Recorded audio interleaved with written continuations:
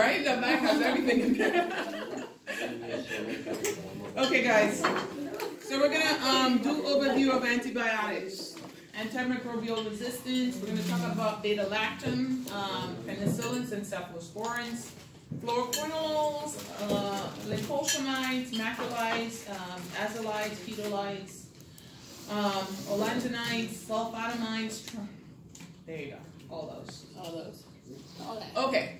Very important when you're selecting antibiotics. You must know what you're treating before you treat it. Okay? A complete history and physical is very important. Because if you have a patient that comes in and they tell you that they have stiff neck, photophobia, and a fever, you're thinking meningitis. But if they just had a craniotomy, most likely it's bacteria that comes from the skin, because most likely it's a cut in the head that it opened. They have skin flora, and skin flora is usually staph. So these are the reasons why you have to have good history and physical, because you have to know where the bacteria is coming from. Okay? So before initiation, you need a complete history and physical. You want to know if the person was hospitalized, if they were not hospitalized. Or you want to know simple things like, do they have someone in the household who has had the illness? If they've traveled outside of the country, where have they traveled? Okay? You want to make sure that you're not treating something foreign. You want to know what kind of disease processes they have. Because if they have something like diabetes, a lot of times, the differential diagnosis is Pseudomonas. It's a lot of bacteria that affect diabetes. You want to know if they're alcoholics, because alcoholics very frequently have atypical bacteria. Okay, so these are the reasons you must know what's going on with that. Okay, institutional acquired versus community acquired. If they have a pneumonia, you want to know have they been to the hospital in the past few weeks. And not just hospitalized, but my wife was in the hospital. I was there with her at the bedside, day in and day out for 2 weeks. And now I have a pneumonia. Is that community acquired or hospital acquired? Hospital. That's probably hospital acquired. Okay? So these are it's very important for you to ask these simple questions, because that can give you the answer of whether it's community acquired versus hospital acquired. Okay? So principles for prescribing. You need to know if you're treating gram-positive, gram-negative, or atypicals. Okay? Very important. Gram-positive, things like strep and staph. Okay? Gram-negative, H. influenza, Klebsiella, E. coli. If I have a patient with Klebsiella, I'm not going to put them on vancomycin, because vancomycin is gram-positive, Klebsiella is gram-negative. Okay? If I have a patient who has a urinary tract infection from E. coli, I am not going to give them a clindamycin, because clindamycin is pure gram-positive. Okay? E. coli is a gram-negative bacteria. You have to know what you're treating. If you don't know what you're treating, then you tend to put them on the wrong things. Okay? There's certain things that you have to put full blast empiric therapy, where you have to cover them with both gram-positive and gram-negative, and antiviral and atypicals, just because you don't know what's going on, and it can be something crazy like a meningitis. So you want to cover them. Okay? Atypicals: chlamydia, mycoplasma, legionella, coxiella, brunetti. All those are atypicals. We have bacteria that can give endotoxin versus exotoxin. Exotoxin usually means that once the bacteria has toxins that are released into the environment once they're in the environment. And then the endotoxin usually means that they don't release the toxin into the environment until you kill them.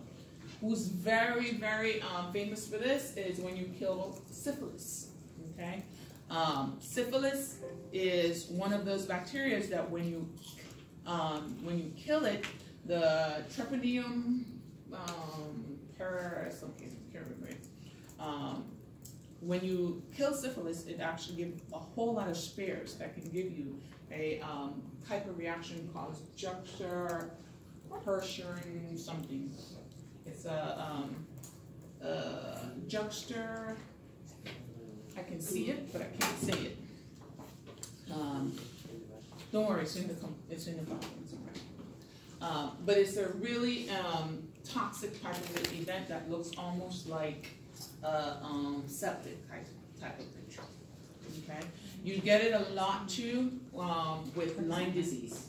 Lyme disease, when you kill the endotoxin or bacteria from Lyme disease, you actually can get this reaction. Herx hexema. It's Herx hexema reaction. Okay, so gram-positive versus gram-negative. As you start practicing, you're going to get the hang of what's gram-positive and what's gram-negative. But start trying to look at them, trying to remember what's gram-positive, where you're going to get gram-positive, where you're going to get gram-negative, where you're going to get atypicals, okay? Respiratory flora, a lot of times, is gram-negative. Skin flora is gram-positive, okay? So you want to start looking at what is where, so you can know, okay? Staph and strep on the skin, wound infections.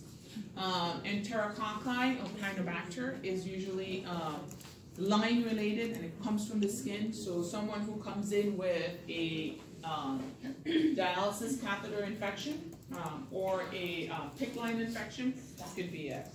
Okay. Clostridia is usually gangrenous or abdominal, intra-abdominal type of infections, gram-positive. Okay. Gram-negative, E. coli, Klebsiella, Enterobacter, Salmonella. These are all gram-negative type in the gut, urinary tract, pneumonia, wounds. Okay. Pseudomonas, chronic leg ulcers, diabetes, ulcers.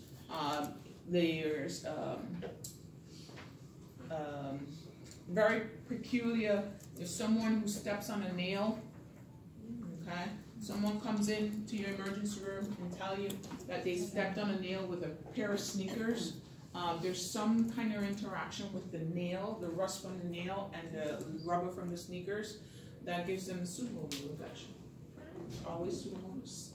So if you have a question about someone stepping on a nail, and probably that's going to be in your acute care class, because usually when I teach it, I usually love to give that question. It's usually pseudomonas. Okay. Diabetic wound ulcers, usually pseudomonas. Okay. In the ICU for a very long time. Okay. Immunosuppressed, pseudomonas. Okay.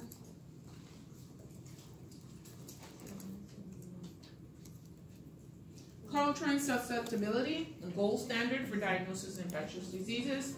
You want to isolate the pathogen, you want to know what you're treating so that you can get rid of it. Empiric therapy, depending on what's going on with that patient, you want to start empiric therapy. You don't know what you're treating, so if you don't know what you're treating, and it could be gram-positive and could be gram-negative, you want to cover gram-positive, you want to cover gram-negative, and you want to cover atypicals. Okay? Brain infections are particularly important to do that. Okay. What factors determine patients' resistance or susceptibility with certain antimicrobial agents? Are they immunosuppressed? What type of disease they have? How long do they have these disease processes? Will the disease change any factor about the antibiotic? Or factors in antibiotic selection: immune system, renal dysfunction. Remember, a lot of these drugs are renally excreted. So the drug is renally excreted, and you have renal failure. The drug's going to stay in the system longer, so you want to know. You want to know about hepatic function, if it's metabolized by the liver. Perfusion, does this person have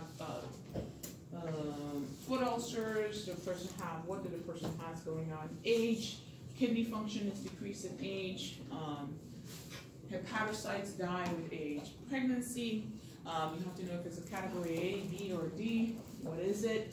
Category X, lactation. Again, you have to know what category it is and if it's safe to give a pregnant person. Antibiogram, I give this question every time. People always still get it wrong. Your hospitals all have an antibiogram. They tell you the resistance rate of certain bacteria at whatever particular time. Acinetobacter, very rampant in Jackson Memorial Hospital. Not so much in Baptist, okay? But if they tell you Acinetobacter at Jackson is highly resistant to ceftriaxone, then and at Baptist, it's really susceptible to ceftriaxone, according to antibiograms, but it's resistant to meropenem. Okay, you have to look at your institutional antibiogram to see what's what. They also have susceptibility by counties. What may be resistant in Miami-Dade may be susceptible in Broward County. You need to know what microbials are, or what bacteria is resistant to what, where, okay? And that's what your antibiogram tells you. It is a summary of report of my antimicrobial susceptibility testing data from patients, which can prove valuable information for healthcare and public health, okay? Shows a percentage of bacteria from an institution that are susceptible to any particular antibiotic. Okay. This is usually what it looks like, and it will tell you E. coli. They had 4 patients with E. coli. They started amikacin. 100% of them were susceptible to amikacin, gentamicin, and tobramycin. Nobody had beta-lactam, ampicillin, imipenem. 100% were 100% piperacillin tazobactam, and so on and so forth. 75% of them was susceptible to ciprofloxacin. So if I had to choose, I would not choose ciprofloxacin, okay, because it has some level of resistance based on the antibiogram. Does that make sense? Yeah. So how would you choose? You have all these hundreds, and you know, and I have a 75. Right, but then how do you choose between the others? Because if 100% was susceptible to amikacin, gentamicin, tobramycin, and only 75% were susceptible to it, I'm not going to give ciprofloxacin, because that means the resistant rate is 25%. Right, but what I mean of the 3/100. Yeah, of the 3/100s, how do you choose? Which is cheaper? Or I have on my formulary. Okay. You go by what's cheaper, what's on my formulary. Look at the patient allergy reactions. Renal hepatic. Okay, renal function. Okay, gentamicin is not very renal friendly. You spin the wheel. Yes. Spin the wheel. Okay. Wait, when it says 100%, it's like 100% susceptibility. Sensitive to that bacteria. All of them were sensitive to that bacteria, to that drug. That E. coli was sensitive with all of them. Okay.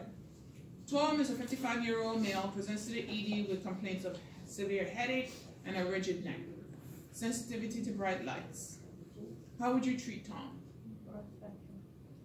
You don't know enough from what you told us earlier. You have to ask him more questions.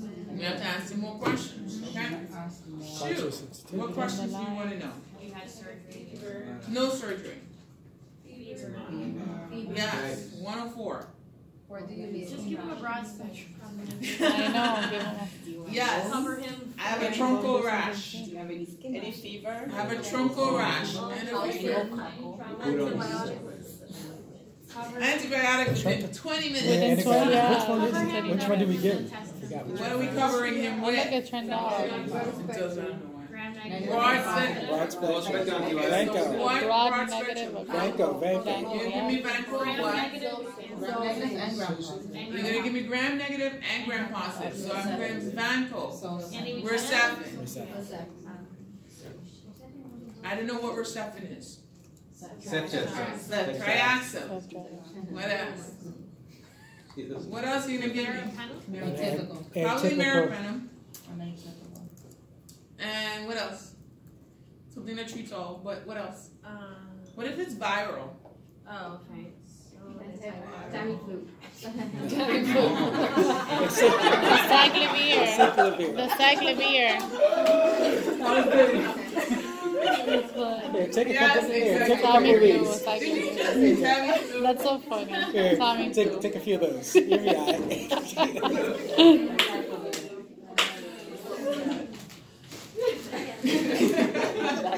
That was a Miguel moment in the back. You're spreading. Miguel, you're spreading.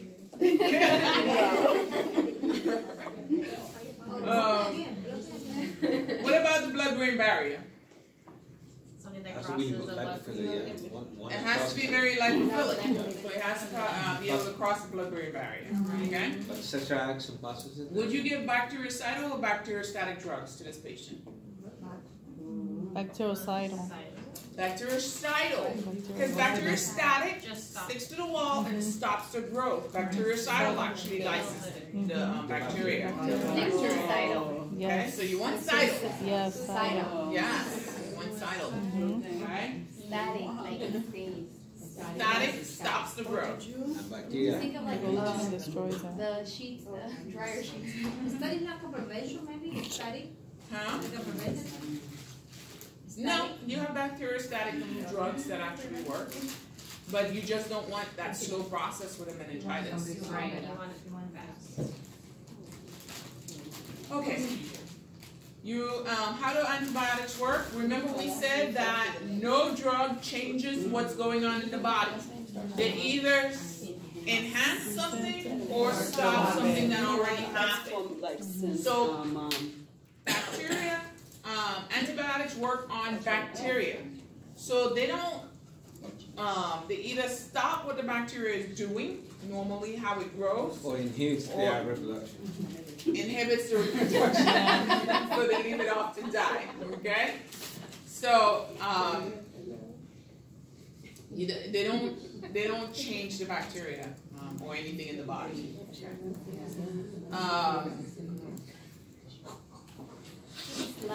Bactericidal kills bacteria, example beta-lactam, cephalosporin, carbapenems, vancomycin. Bacteriostatic slows the growth or reproduction, tetracycline, sulfonamides, chloramphenicol, macrolides, and your lincosamides. You have broad spectrum versus narrow spectrum. Narrow spectrum is something like penicillin. Penicillin is very narrow spectrum because it treats gram-positive. Okay, so that's very narrow spectrum. Broad spectrum, you go from narrow spectrum with your cephalosporins. You have type 1, which is more narrow, all the way to your carbapenems, which are like very broad spectrum. What's a superinfection? A superinfection is an opportunistic infection that usually occurs when our body is like relaxed and at ease and just chilling, and then it shows up and goes, yeah, I'm in the house. What's up? Okay. Antimicrobial resistance. What causes my antimicrobial resistance? People who want to be treated with antibiotics when they really don't have an infection. All the time.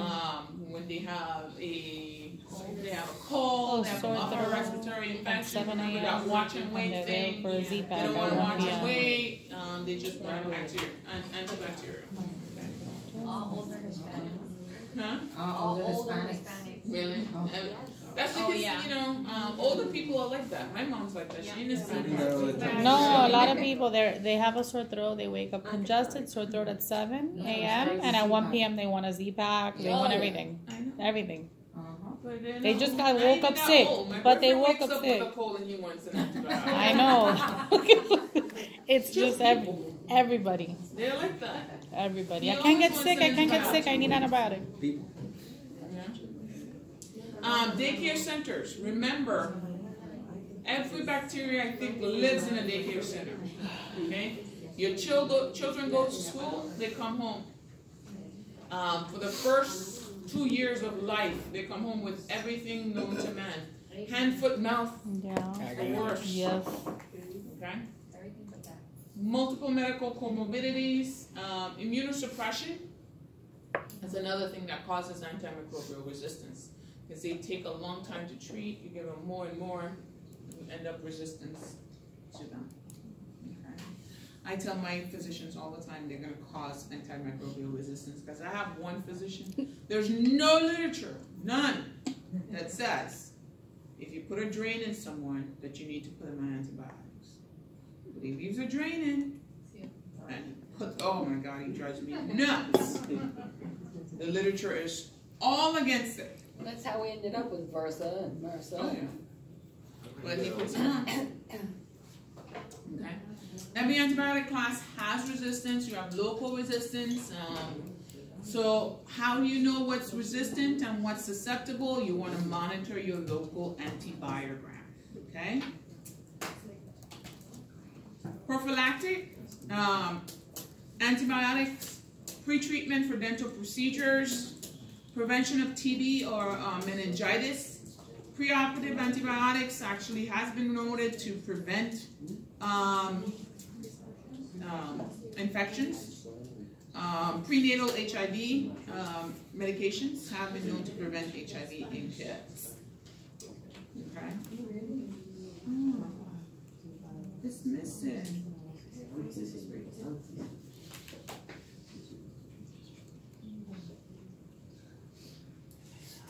I added a slide, but it's missing. Obviously, I didn't add it properly. Okay.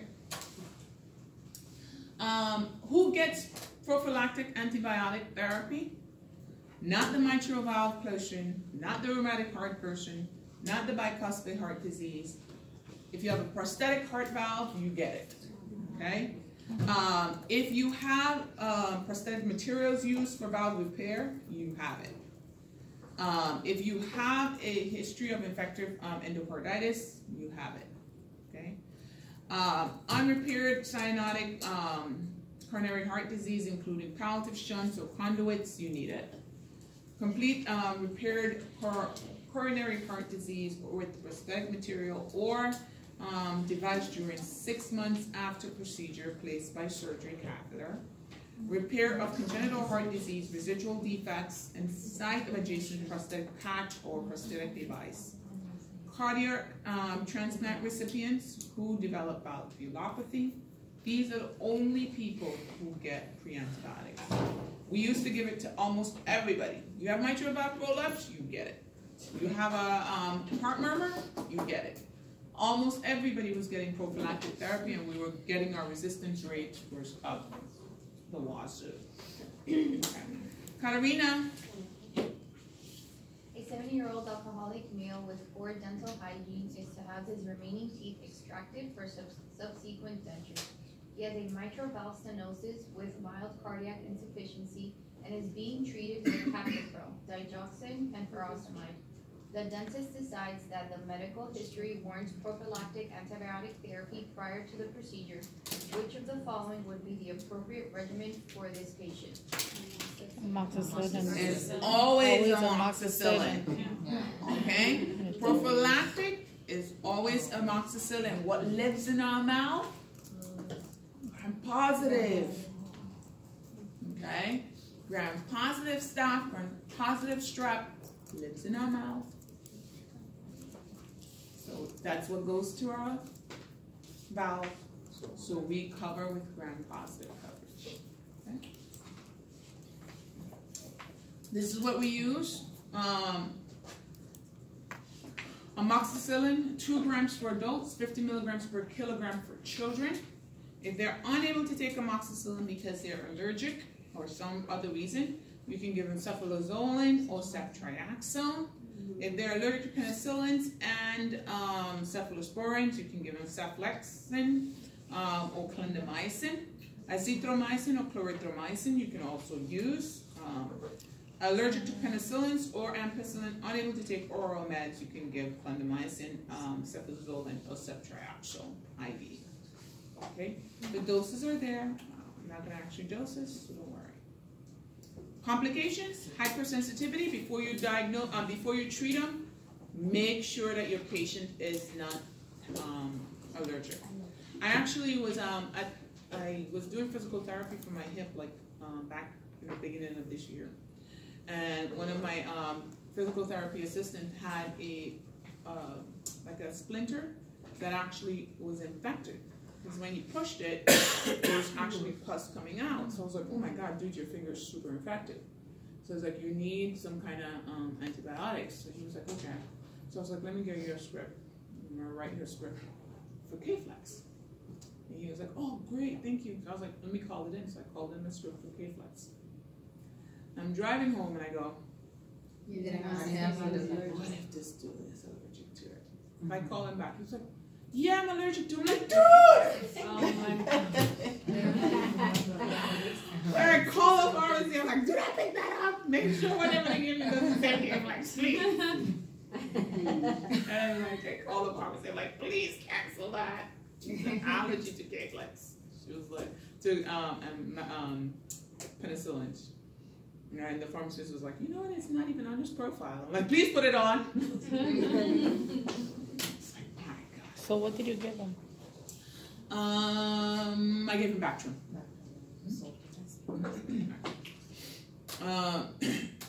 Indirect toxicity, ototoxicity, you get it with aminoglycosides, they bring it in the air.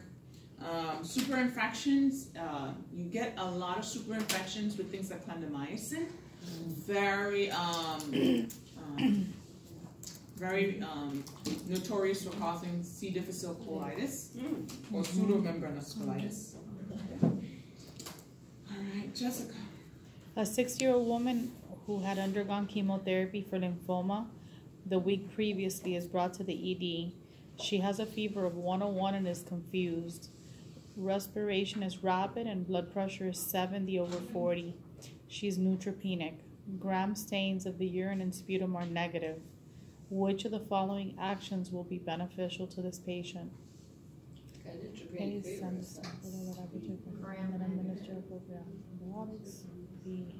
It's the answer A or B, right? A or B. Administer a combination such as Clinda and aminoglycosides. I think A.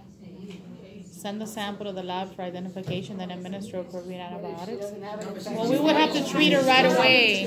Yeah, we have to treat her right away. So administer a combination of Clinda and yeah, we treat her right away and we give her fluids.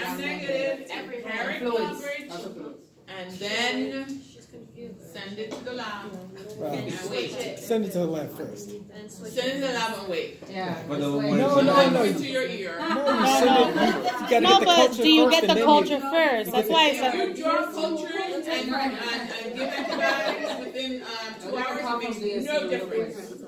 I always tell them, they always yell at me. They say, oh, you can't.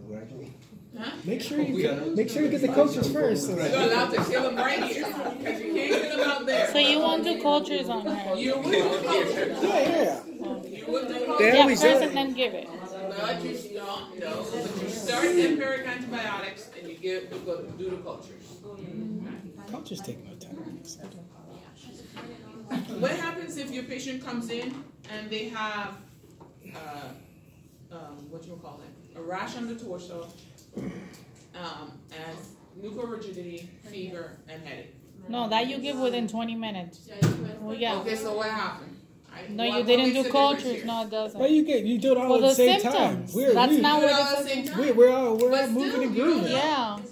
Hey, we did cultures over here. Yeah, just a group. And they're confused. It's already like. Yeah, we're all doing this together. We're all working. Yeah. It's a team approach. Yeah. We need And blood there's cultures. 2 arms. We need Vanco. We need this. Go grab this. I'm gonna get the fluid. Yeah. Okay, so I want you to know when you're testing, the answer is always what's going to kill you first. Okay. And giving empiric coverage is not going to kill anybody. Save you first. It's going to save you quicker than it will kill you. So, If the answer is draw a culture or give empiric coverage, you give empiric coverage. Okay? Because remember, delaying the culture may not be as bad, but delaying the antibiotics can cause the patient to die. Because it happens sometimes. People are like, oh, I couldn't get the culture, I couldn't do the stick, and it's like 3 hours later. Like, dude, we gotta give this guy his Vanco. You don't understand. We had a patient recently that had I tried to get the blood. I'm like, you should have asked me. Needed to go, came in with an infection. Can't remember what the infection was that he came in with. He was on the floors. They needed to get, he was complaining of back pain also. They needed to get an MRI because they wanted to diagnose if he had something like in the lumbar spine. He needed contrast, and apparently his BUN and creatinine were not optimal or something like that. So they couldn't give him the contrast. They delayed his MRI for about 3 days to optimize his contrast. Without getting Just run fluids. And you know what? No, because they're waiting to situate get him optimized for contrast. He ended up having a spinal abscess. Right now, he is paraplegic. Oh, wow. Okay. Why did they just give him some? But they Like override fluids. emergency services though, override. Well, they gave him antibiotics, but what he needed was to have that abscess resected so he didn't compress his spinal cord. But in emergency But it took cases, too they long. We kill a override ton of the. people. Young. We mess up Young. people They in the did. hospital. He was very young, he was in his 30s. So they should have just done it without contrast? Yeah. They could have gotten it without contrast. Was that a Baptist? Why did they? It was at an anonymous hospital. They delayed his MRI because he had kidney issues. He had some. They wanted contrast. They wanted to They wanted clear him contrast. the Hey, They Doc. wanted to do it contrast. Hey, Doc, he's got bad kidneys. Do you want it with or without contrast? With They were contrast? waiting. Okay, put my note in there. Doctor says, wait. Later, he You're ended not up getting with me. an abscess. I'm telling you. He had an abscess because that's why he was complaining of the back pain. They could have done it without contrast. They could have done Did it. not. Look, we do it all. You just do it without contrast, and then later on do it with contrast. Exactly. If you need it. That's all. That is. But that's the same thing. With you telling me that you're gonna do cultures first. No, I say it all. It's all at No, at once. the same time. Same At the exact same time, scenario. like the cultures and then hang the drugs. But as long as you get that culture before you hang the drugs. Guys, Okay, let's rock and roll. I'm sorry. I guess No, no, in no. clinical practice, they always tell you, draw blood work first. Do not hang this antibiotic without doing cultures. and I'm gonna tell you, when you're practicing and you have your license, you better give the patient the antibiotic and let them draw the cultures. They can do it at the same time, but make sure you put that antibiotic order in